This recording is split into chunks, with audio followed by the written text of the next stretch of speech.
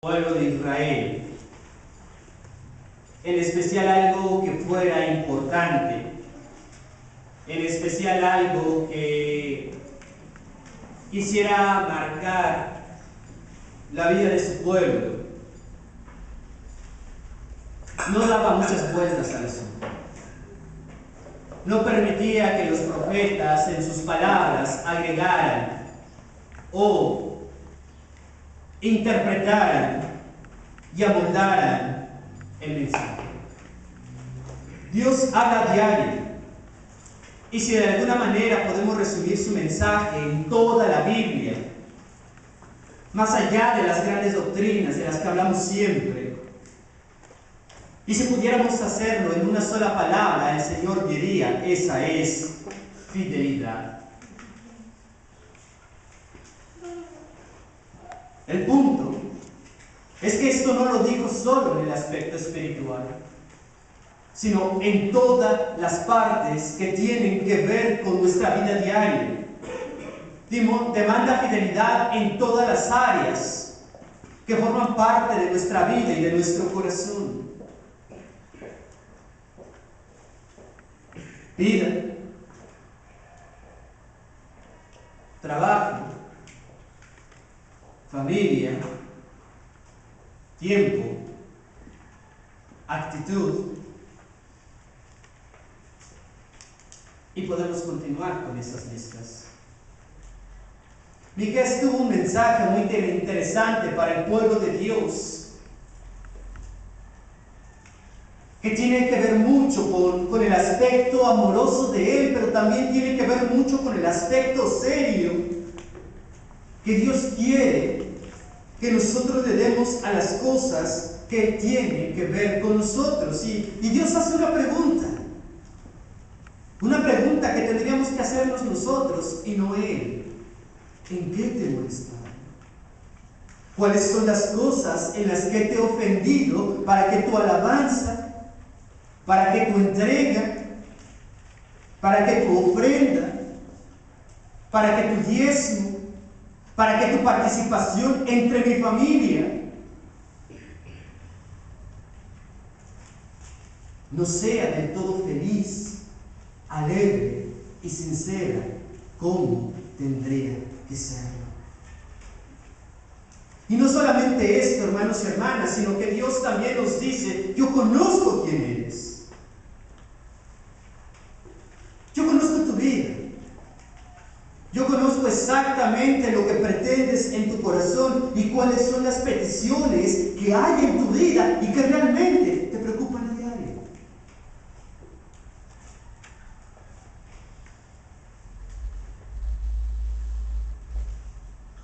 Cuando Dios le dice a Miqueas: escuchen ahora lo que dice el Señor, levántate y contiende con los montes, que oigan tu voz las colinas. Dice el versículo 2: ustedes los montes y ustedes los sólidos cimientos de la tierra, escuchen la querella del Señor, porque el Señor tiene una querella contra su pueblo y va a altercar contra Israel. En otras palabras, Dios está molesto. Le dice Miqueas a su pueblo y va a discutir con ustedes. Casi siempre Dios, cuando dice una orden, no da permiso a que nosotros como pueblo lo contradigamos o pretendamos presentar nuestros argumentos. Pero en esta ocasión es distinto. Él dice: yo quiero escucharte hablar. Tiempo atrás Dios le dijo a Jacob, cuando él le recriminó el por qué no lo había ayudado en tiempo de enfermedad, el por qué le había pasado todo eso, Dios le dijo: ahora, Jacob, te vas a poner de pie, te vas a preparar, vas a analizar lo que ha sucedido en tu vida, vas a analizar todas las cosas que te han pasado, y entonces sí, me vas a hablar como una persona valiente. Y Dios comienza en ese entonces un mensaje con algunos cientos de años atrás, Y Dios le pregunta: ¿dónde estabas tú cuando yo hice los montes? ¿Dónde estabas tú cuando le di forma a los mares, cuando le di sentido a cada ser vivo en este planeta, incluso a aquellos que no puedes ver? El mensaje tiempo después no ha cambiado. Solamente en la Biblia se describe a algunos personajes como Abraham, como Moisés, como Jacob y Elías, a los que se les permitió hablar cara a cara con Dios e incluso cuestionar. A otros que tuvieron la misma actitud de pretender hacerlo sin que el Señor se los permitiera, como es Uzías, como son los hijos de Elí, como son los hijos de Saúl, como son los hijos de los grandes reyes posteriores a Salomón. La mayoría de ellos terminó muerto. Como lo fue Ananías y Zafira cuando se presentan ante los apóstoles, sobre una actitud muy clara. Y dice que cuando ellos mintieron frente a Dios, al instante cayeron. Esa parte se olvida. Esa parte se subestima muy a menudo. Y Dios dice: cuidado. Porque cuando no hay razón, cuando tenemos diferencias en la fe y no son basadas en la palabra de Dios, el Señor no va a aprobar eso. El Señor no va a permitir que nada en esos tenores o en esas circunstancias pueda seguir caminando. Por el contrario, Él nos exhorta a revisar y observar lo que está sucediendo alrededor nuestro. La actitud con la que nos presentamos frente a Dios. La actitud con la que hacemos las cosas para el Señor. Y es ahí donde comienzan sus preguntas. Dice el versículo 3, y quiero que lo lleven en sus corazones. Versículo 3 de Miqueas: pueblo mío, ¿qué te he hecho? ¿En qué te he molestado?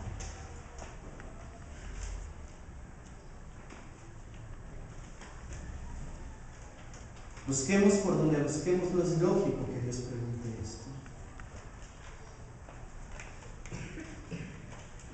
Porque en cualquier sentido, al afirmar que Dios puede hacer algo que nos ofende, porque en cualquier circunstancia en la que declaremos que Dios puede hacer algo que nos moleste, significaría, hermanos y hermanas, que creemos en un Dios injusto, que creemos en un Dios arbitrario, que creemos en un Dios que no le importan las vidas de las personas, que creemos en un Dios al cual no le importa su creación, al cual no le importa nada de lo que suceda en este mundo. Y eso es una herejía. Porque Dios está ahí para siempre. Porque Dios ya nos ha dado muestras de que nos ama en gran manera, puesto que mandó a su Hijo. Sin duda, que un pensamiento lleva a otro pensamiento, o una acción a otra acción, y una palabra a otra palabra, eso lo sabemos muy bien. Si alguien nos ofende, reaccionamos. Si alguien habla mal de nosotros, reaccionamos. Si alguien dice algo que no nos agrada o no nos gusta, reaccionamos. Esto incluso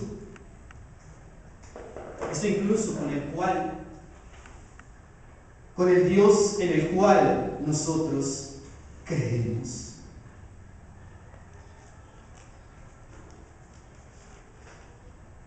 Ahora, el que ha sido ofendido por nuestros pensamientos, el que ha sido desobedecido por nuestras acciones o por nuestra actitud, es quien nos pregunta: ¿qué he hecho para que tú ya no me sirvas con alegría? ¿Qué he hecho para que vengas a la iglesia forzada? ¿Qué he hecho para que en mi día discutas y pienses cosas que no tienen que ver conmigo?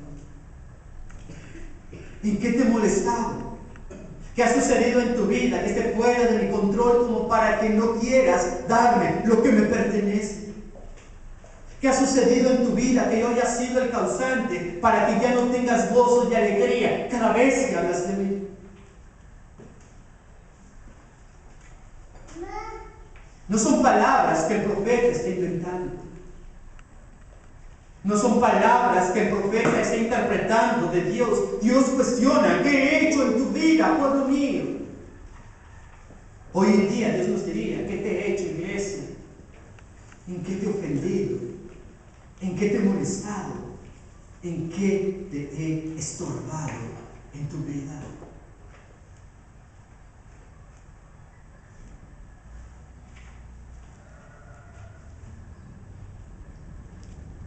Dios nos ha dado todo, con el único propósito de que nada nos interrumpa. Le pedimos trabajo, Dios va a conceder trabajo. No va a permitir que sus hijos anden pidiendo prestado, no va a permitir que sus hijos anden sin tener algo para llevar sustento a su vida. Dios va a proveer que sus hijos estudien, se preparen. Dios no permite que las personas no tengamos el deseo de superarnos. Hay quienes han llegado a decir que basta con conocer a Dios y aunque uno no sepa nada del mundo, Dios dice: prepárate, estudia. Aprovecha todas las oportunidades que Dios te da, tanto en la vida como en tus estudios escolares, como en tu trabajo, como en tu familia, pero ante todo no te olvides de mí.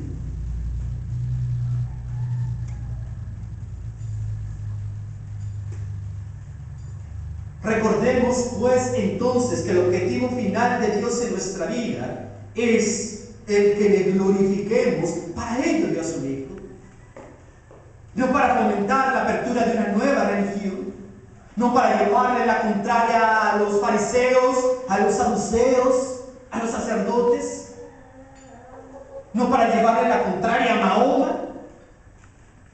Hoy en día Dios no permite que las iglesias se reúnan, las iglesias presbiterianas, para llevarle la contra al catolicismo o a otros grupos. Dios dice: es un hecho que yo te saqué de la tierra de Egipto, que te libré de la casa de servidumbre, y que delante de ti envié a Moisés, a Aarón y a María. Dios nunca nos ha pedido, hermanos, hacer cosas sin antes habernos mostrado cómo hacerlas.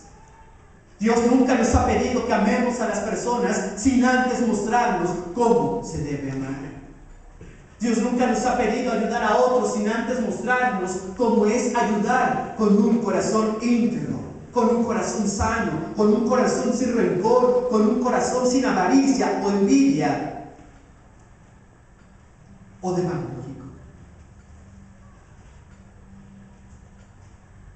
Acuérdate ahora, pueblo mío, de los planes que urdía Balac, rey de Moab, y de cómo respondió Balaam, hijo de Beor. Si no recuerdan este pasaje, es muy simple. Balac contrató a Balaam para que maldijera al pueblo de Israel. Después de que él se negó, Balac le dijo: